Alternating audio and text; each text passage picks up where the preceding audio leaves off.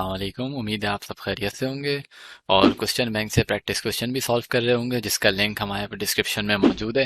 हमारे पास आज यहाँ पर बेसिकली एमसीक्यूज हमने डिस्कस करना है। ठीक है, चैप्टर नंबर 13 जो हमारे पास है बेसिकली इलेक्ट्रिक करंट के, तो हम इसके एमसीक्यूज यहाँ पे आज डिस्कस करना चाह रहे हैं। ठीक है, और अगर आप जो है वो मज़ीद एमसीक्यूज की प्रैक्टिस करना चाहते हैं तो आप हमारे 6000 प्लस एमसीक्यू जो हैं वो क्वेश्चन बैंक उसको आप डिस्क्रिप्शन से हासिल कर सकते हैं। ठीक है, और अगर आपको हमारी वीडियोस पसंद आती है तो आप लाजमी चैनल को लाइक करें, सब्सक्राइब करें।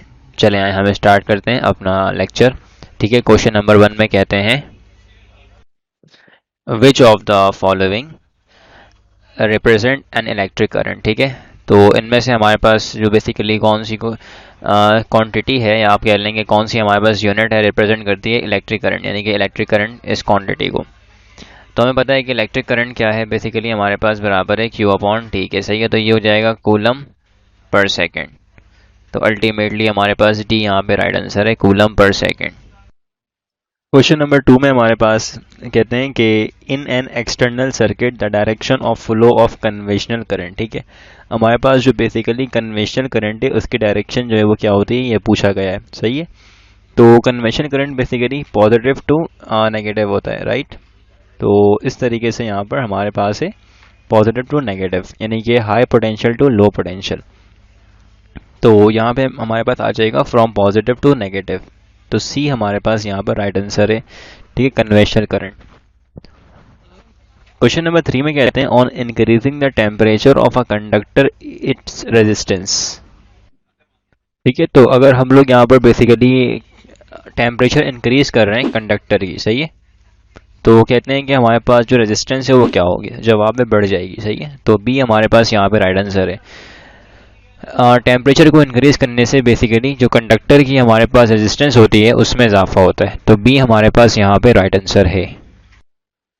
क्वेश्चन नंबर 4 में कहते हैं कि हमारे पास basically the resistance of a conductor. सही है, तो हमारे पास जो बेसिकली रेजिस्टेंस है किसी भी कंडक्टर की वो किस तरह से डिपेंड करती है, तो increase with increase in length. तो बिल्कुल सही बात है, हमें पता है कि आर बेसिकली बराबर है रॉ एल ओवर ए के। सही है, तो लेंथ के डायरेक्टली प्रोपोर्शन है, एरिया के हमारे पास इन्वर्सली प्रोपोर्शन है।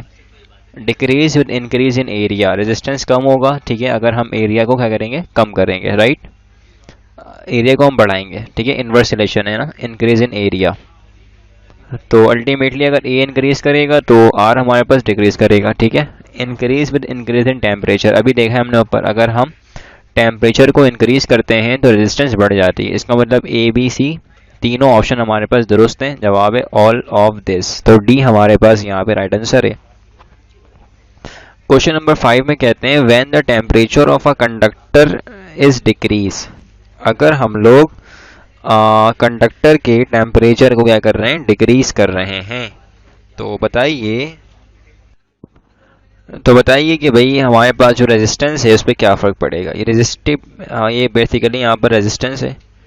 ठीक है, तो अगर हमारे पास रेजिस्टेंस है यहाँ पर, तो with the increase of a conductor, यानी कि टेम्परेचर हम बढ़ा रहे हैं।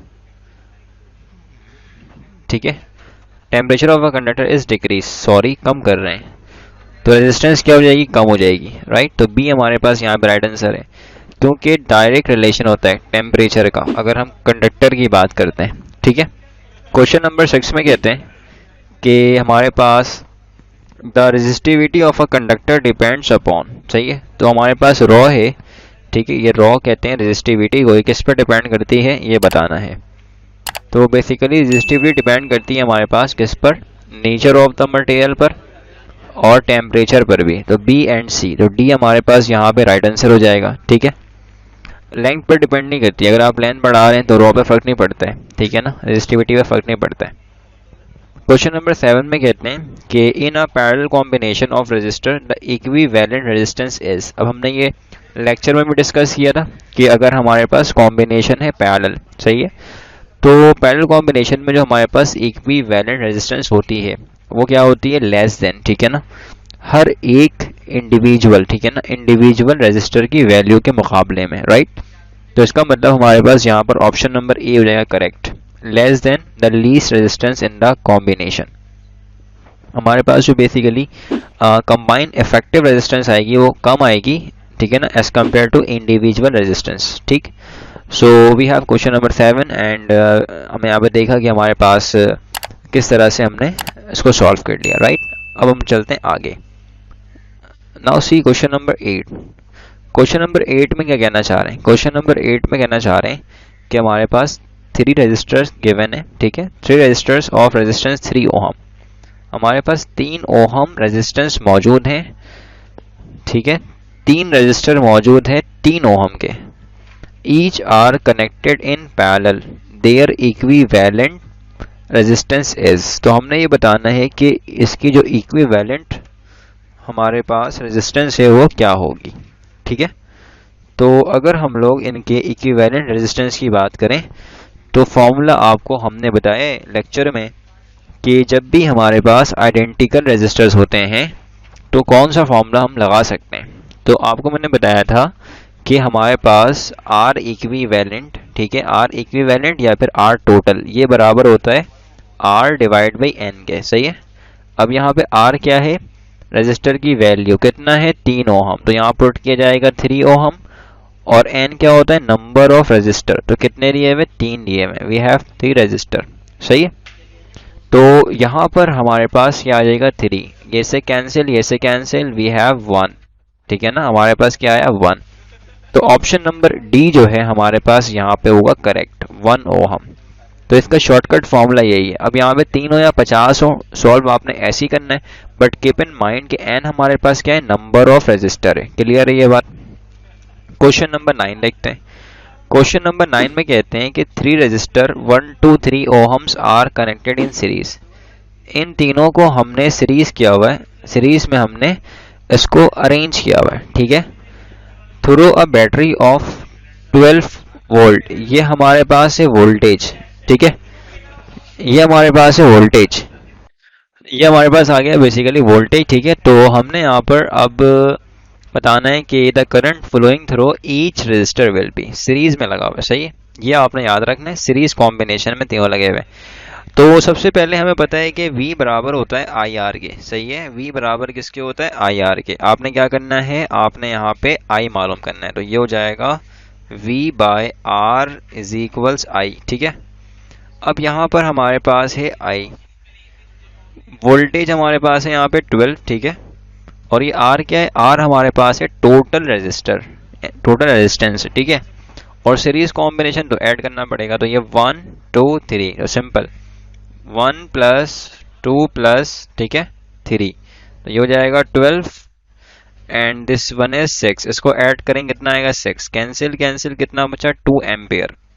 तो करंट जो है वो बेसिकली तमाम रेजिस्टर के ऊपर 2 एम्पियर होगा, क्योंकि हमारे पास सीरीज कॉम्बिनेशन है। तो ए यहाँ पे हमारे पास राइट आंसर है। क्वेश्चन नंबर 10 में कहते हैं combining 3 resistance of 5.5 ohm each.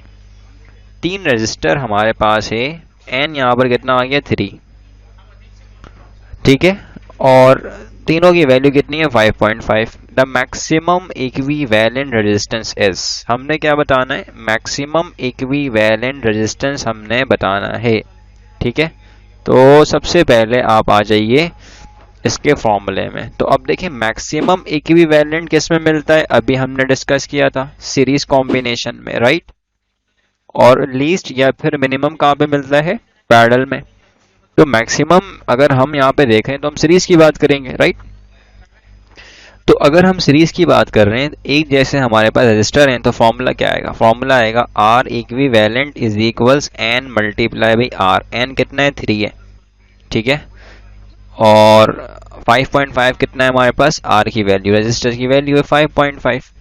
इसको कर लीजिए सॉल्व, तो ये हो जाएगा 3 मल्टीप्लाई बाई 50, सही है, अपॉन 10, सिंपल।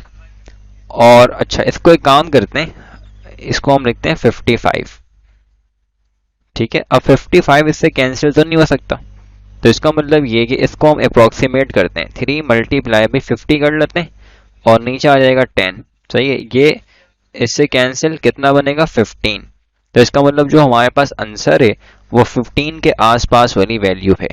तो 15 के आसपास तो ए नहीं हो सकती, बी हमारे पास राइट ऑप्शन हो जाएगा।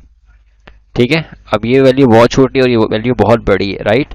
तो इसका मतलब जो बी आंसर है हमारे पास वो राइट है।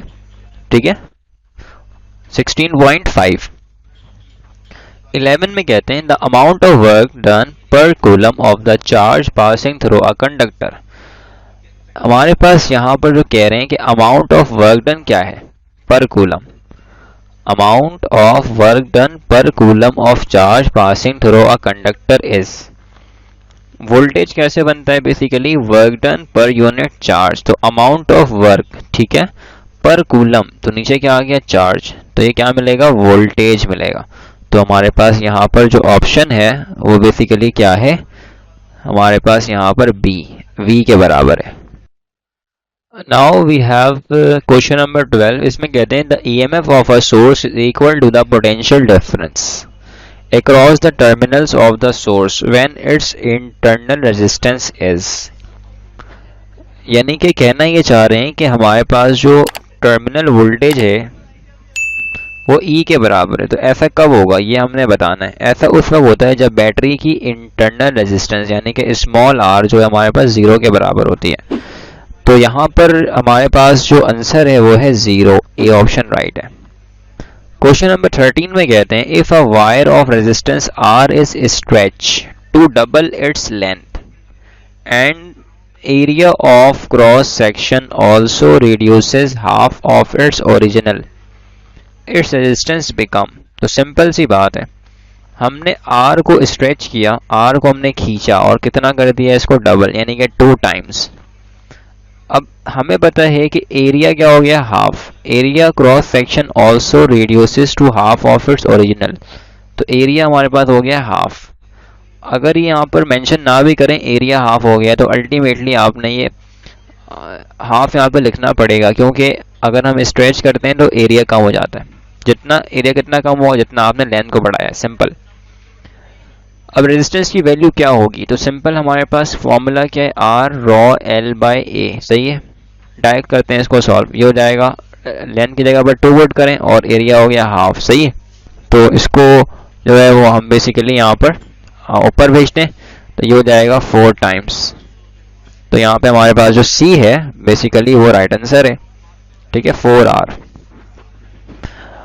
ओके, नाउ मूव फॉरवर्ड, आगे चलते हैं हम लोग और क्वेश्चन नंबर हम देखते हैं 14। क्वेश्चन नंबर 14 में क्या कह रहे हैं, क्वेश्चन नंबर 14 में कह रहे हैं the resistance of a conductor. हमारे पास बेसिकली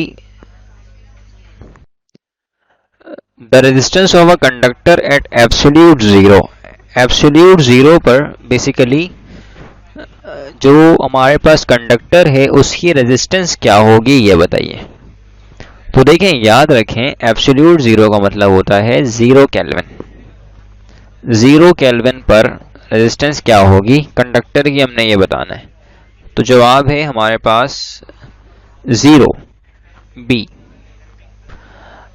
क्योंकि इस टेम्परेचर पर हमारे पास जो कंडक्टिविटी है वो होती है 100%। तो अगर कंडक्टिविटी बहुत ज़्यादा है तो अल्टीमेटली रेजिस्टेंस क्या हो जाएगी, बहुत कम, तो यहाँ पे 0 के बराबर है। 15 में कहते हैं कि when the resistance of a metal falls to 0, यानी कि रेजिस्टेंस जो है बेसिकली वो फॉल कर गई कितनी, 0 पे, at a temperature above absolute zero, then this behaviour is called. इस बिहेवियर को हम क्या कहेंगे। तो अभी मैंने बताया ना कि रेजिस्टेंस अगर हमारे पास 0 है तो कंडक्टिविटी क्या हुई 100%, तो ये बन जाता है सुपर कंडक्टर। तो ए हमारे पास राइट आंसर है, सुपर कंडक्टर, ठीक है। क्वेश्चन नंबर 16 में कहते हैं an electric toaster has a rating, ठीक है, volt and power, how much energy in kilowatt hours will it consume if used continuously for 1 hour। कितना एनर्जी यूज करेगी किलोवाट आवर में, ये हमने बताना है, सही है, अगर वो 1 घंटे के लिए चल रही है। तो सिंपल है, हमें पता है कि एनर्जी क्या है, एनर्जी हमारे पास है पावर मल्टीप्लाई बाई टाइम। सही है, एनर्जी हमारे पास क्या है, पावर मल्टीप्लाई बाई टाइम। तो पावर यहाँ पर बेसिकली हमारे पास क्या गिवन है, 1000। तो यहाँ पे पुट करेंगे आप 1000। ठीक है, टाइम कितना दिया हुआ है, 1 आवर। तो 1 आवर का मतलब ये होता है कि 3600 डायरेक्ट पुट कर रहा हूँ मैं। ठीक है, 1 आवर हमारे पास है 60 मिनट के, और हर 1 मिनट में होते हैं 60 सेकेंड। तो ये हो जाएगा 60 इंटू 60, तो ये आ जाएगा 3600। तो डायरेक्टली इसको आप याद रख लें, मेरा मतलब मैं आपको यही कहूँगा, मशवरा यही है आपके लिए, टाइम इससे बहुत बच जाता है। सही है, और आमतौर पर याद हो भी जाता है, कोई इतनी मुश्किल चीज़ तो नहीं है। अब कहते हैं किलोवाट पर आवर, यानी कि एनर्जी हमें मालूम करनी है किसमें, किलोवाट में। तो हम क्या करें, तो सिंपल अगर इसको हम सॉल्व करेंगे तो हमारे पास, अच्छा इससे पहले एक कन्वर्जन भी होती है कि 1 किलोवाट आवर 3.6 एक्सपोनेंट 6 जूल के बराबर होती है, राइट। तो अगर इसको हम सॉल्व करें, इसका आंसर भी कितना आएगा, 3.6 एक्सपोनेंट 6 आएगा। सही, जूल में, और हमें जूल से किस में आना है, किलोवाट आवर में आना है। ठीक है, जूल छोटी यूनिट है, किलोवाट आवर बड़ी यूनिट है, तो डिवाइड करना पड़ेगा इस वैल्यू से। तो अल्टीमेटली इससे हम डिवाइड करवा देंगे 3.6 एक्सपोनेंट 6। ठीक है, तो ये से कैंसिल, ये से कैंसिल, तो अल्टीमेटली जवाब किस में आएगा, जवाब आ जाएगा 1, जो कि किलोवाट आवर में होगा। 1 किलोवाट आवर। सही है, तो यहाँ पे हमारे पास जो बी है वो राइट आंसर है। क्वेश्चन नंबर 17 में कहते हैं कि हमारे पास अ 5 किलोवाट इमर्जन हीटर, हमारे पास एक 5 किलोवाट इमर्जन हीटर जो है वो मौजूद है, जिसको इस्तेमाल कर रहे हैं हीट वाटर, ठीक है ना, फॉर अ बाथ 40 मिनट्स के लिए। How much electrical energy has been converted into thermal energy.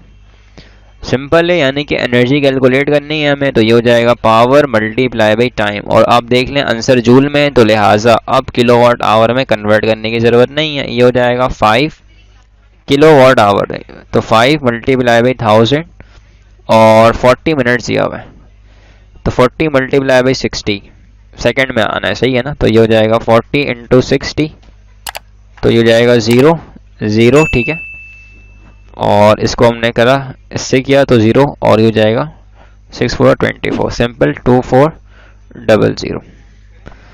तो यहाँ पुट करें आप टाइम, ये हमारे पास आ जाएगा 2400 सेकेंड। तो यहाँ पुट करते हैं आप 2400, सिंपल ये हो जाएगा 5000। सही है, और मल्टीप्लाई बाई 2400। अब इसको हम क्या कर सकते हैं सॉल्व करने के लिए, तो अगर इसको हम मान लें, सपोज कर लें कि भाई 5000 मल्टीप्लाई बाई 2500, इसको मैंने 2500 सपोज कर लिया, तो कितना आएगा अगर इसको हम सॉल्व करते हैं, तो या अगर इसको भी हम सॉल्व करें तो कितना आएगा जवाब इसका, हमने ये देखना है बेसिकली। आपने क्या करना है, सिंपल यहाँ पे आप अगर इसको अप्रॉक्सीमेट लेंगे तो प्रॉब्लम ये होगी कि आंसर करीब करीब आ जाएगा। सही है ना, तो लिहाजा हम ये करते हैं कि यहाँ पर हम 24 को सिंपल करते हैं 5 से, बाकी इसको छोड़ देते हैं, 5 और 24 के मल्टीपल लिख लेते हैं। तो ये जाएगा हमारे पास 20। ठीक है, यहाँ पे आ जाएगा 2, 5 2 से 10, और ये 12, 120, राइट। तो 120 आ गया, इसको सॉल्व करके ये 30 और ये 2050, तो 245। अब अगर पॉइंट में देखना है तो 1 2 3 4 5 6 7, यानी कि 1.2 एक्सपोनेंट 7। ठीक है, जूल। तो इसका मतलब है कि हमारे पास सी जो है ये राइट आंसर हो जाएगा, राइट। 18 में कहते हैं a 250 watt bulb is operated by 200 volts when the current passing through the bulb is. Current क्या पास हो रहा है हमने ये निकालना है, तो भाई पावर क्या होता है, वी आई के बराबर, पावर गिवन है 250, यहाँ पुट कर दिया हमने 250, वोल्टेज कितना गिवन है 200, यह आ जाएगा आई। तो सिंपल हमारे पास आई यहाँ से क्या आएगा, 250 डिवाइड बाई 250 डिवाइड बाई, ठीक है, 200, तो ये हो जाएगा कैंसिल कैंसिल, ये हो जाएगा हमारे पास 5/4। ठीक है, और अगर इसको हम सॉल्व करेंगे तो ये हो जाएगा 5/4 सिंपल है, 4 1 ज़ा 4, 1 यहाँ पे लेफ्ट पॉइंट लगाकर 0 लगाएंगे, 4 2 ज़ा 8, सिंपल क्या बच रहा है 1.2, तो यहाँ पर हमारे पास है बी राइट आंसर 1.2। ठीक है, क्वेश्चन नंबर 19 में कह रहे हैं कि 5 ampere current flows through a wire of resistance 2 ohm. 5 ampere current flow हो रहा है, ठीक है ना, एक वायर से जिसकी रेजिस्टेंस है 2 ohm. The potential across its end will be, voltage find out करना है। तो V is equals I R होता है, आई हमारे पास है 5 और R हमारे पास है 2, तो ये कितना आ जाएगा 10 वोल्ट्स। तो D हमारे पास यहाँ पे राइट आंसर है। The current through a metallic conductor is due to the motion of free electron. सही है, जो हमारे पास बेसिकली करंट देखने को मिलता है किसी भी मेटेलिक कंडक्टर से, वो क्यों होता है, due to free electron, motion of free electron, right. The speed of randomly moving electron depends upon, ठीक है ना, हमारे पास जो बेसिकली स्पीड होती है, सही है, जो कि यहाँ पर लिखा हुआ है कि speed of randomly moving electron depends upon, एक इलेक्ट्रॉन जो है वो बेसिकली मूव कर रहा है रैंडम, तो हमारे पास जो उसकी स्पीड है वो किस पर डिपेंड करती है। तो आपको याद है कि जब भी हम लोग स्पीड की बात करते हैं तो अल्टीमेटली हम लोग टेम्परेचर की बात कर रहे होते हैं, राइट। तो हमारे पास सी यहाँ पर राइट आंसर होगा। और ये कैसे होगा, सिंपल है, हम कहते हैं भाई 3/2 kT बराबर होता है बेसिकली हाफ mv² के। सही है, इस फॉर्मूले से आप निकाल सकते हैं। तो बेसिकली अब यहाँ पर जो स्पीड है वो डिपेंड करता है डायरेक्टली टेम्परेचर पे, सही है ना, प्रेशर वॉल्यूम मास पर डिपेंड नहीं करता। तो लिहाजा सी हमारे पास यहाँ पे राइट आंसर हो जाएगा। क्वेश्चन नंबर 22 देखते हैं। क्वेश्चन नंबर 22 में कह रहे हैं कि हमारे पास basically heating effect is define. हमारे पास बेसिकली जो हीटिंग इफेक्ट है वो अगर उसको हम डिफाइन करें, ठीक है, तो अगर हम लोग यहाँ पर देखते हैं कि हमारे पास हीटिंग इफेक्ट जो है वो H produce in a wire I और टाइम हमारे पास है T। अच्छा, एक काम करना होगा कि टाइम स्मॉल t है, तो टाइम चेक कर लें, हर जगह स्मॉल t है, राइट। तो हमें पता है कि भाई हीटिंग जो है बेसिकली इफेक्ट वो क्या होता है, एनर्जी है ना, तो सिंपल है पावर इनटू टाइम, सही है, और पावर क्या है हमारे पास VI इनटू टाइम। अब देखें VIT कहीं पर है, कहीं पर भी नहीं है, तो यहाँ पे हम एक काम करते हैं कि V बराबर होता है IR के, है ना, तो V की जगह पर पुट करें IR और यह आ जाएगा I मल्टीप्लाई बाई T, तो ये हो जाएगा I square RT, I square RT, I square RT। तो C हमारे पास यहाँ पे राइट आंसर है। कहते हैं कि रेजिस्टेंस ऑफ अ कंडक्टर, हमारे पास जो रेजिस्टेंस है कंडक्टर की वो किस पर डिपेंड नहीं करती, मास पे, रेजिस्टिविटी पे, लेंथ पे या फिर क्रॉस सेक्शन एरिया पे। तो याद रखें इन तीनों पर डिपेंड करती है, resistivity, length, cross section area, mass पर डिपेंड नहीं करती। तो ए हमारे पास यहाँ पे राइट आंसर हो जाएगा। 3 resistor 1 2 3 are connected in series, इसको हमने लगाया हुआ है सीरीज में बैटरी के साथ, 6 वोल्ट वोल्टेज अप्लाई कर रहा है। देन द करंट, ये देन लिखा हुआ है, सही है, then the current flowing through each resistor will be, हर एक रजिस्टर से कितना करंट पास होगा हमने ये बताना है। तो सिंपल है, हमें पता है कि भाई V इज इक्वल्स IR होता है, ठीक है, करंट मालूम करने तो ये हो जाएगा V अपॉन R, ठीक है, ये हो जाएगा हमारे पास V upon R is equals I, ठीक है। तो इसको हम लिख सकते हैं कि I बराबर है V कितना दिया हुआ है 6, और R क्या होगा, टोटल कंबाइंड रेजिस्टेंस जो कि हमारे पास यहाँ पर डायरेक्टली मैं ऐड करता हूँ 1 + 2 + 3, तो अल्टीमेटली 6, और ये आ जाएगा 6 कैंसिल, ये आ जाएगा 1 एम्पेयर। तो यहाँ पे B हमारे पास राइट आंसर है। क्वेश्चन नंबर 25 में कहते हैं 2 resistance of 6 ohm are connected in parallel, 2 ohm 2 resistor हमारे पास हैं 6 ओहम के, उसको हमने पैरेलल में कनेक्ट किया हुआ है with a third resistance 3 ohm in series.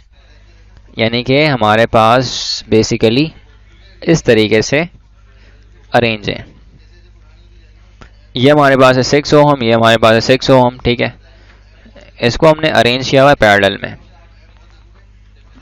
अब एक और हमारे पास रजिस्टर है, इसको हमने सीरीज में लगाया हुआ है, कितना इक्विवेलेंट होगा ये बताना है। सीरीज से मुराद है इसको हमने समथिंग लाइक दिस, इस तरह से लगाया हुआ है, सही है। और ये हमारे पास है बैटरी माइनस प्लस, इसकी वैल्यू है 3। अब ये लगा हुआ है पैरेलल में और ये एक जैसे है ना, तो इसको आप मालूम कर सकते हैं, आर इक्विवेलेंट वाला फॉर्मूला लगाएंगे, R is equals R divide by N, सही है। अब ये आर डिवाइड बाई एन जो है ये लगेगा सिर्फ यहाँ पर सेम के लिए, तो ये हो जाएगा आर कितना है 6 और कितना है 2, है ना, 2 रेजिस्टर लगा हुआ है, कैंसिल कितना आएगा 3 ओम। तो ये सर्किट आपको ऐसे दिखेगा, ये भी 3 हो गया, इन दोनों का सम, ठीक है, 3 और ये भी 3 था। अब इस 3 से वहाँ आ गया, कितना हो जाएगा 3 + 3 6, तो डी हमारे पास राइट आंसर है, ठीक है। तो इसका आंसर हमारे पास है डी। ये हमारे पास चैप्टर नंबर 13 पे कुछ यहाँ पर एमसीक्यूज देखे हमने, और जो हमारे पास रेलेवेंट एमसीक्यूज हैं वो मैंने करा दिए हैं। अगर आपको मजीद प्रैक्टिस करने हो, क्वेश्चन बैंक चाहिए हो, तो लिंक डिस्क्रिप्शन में मौजूद है। होप सो आपके सब समझ में आया होगा। मिलते हैं नेक्स्ट वीडियो में। अल्लाह हाफिज़।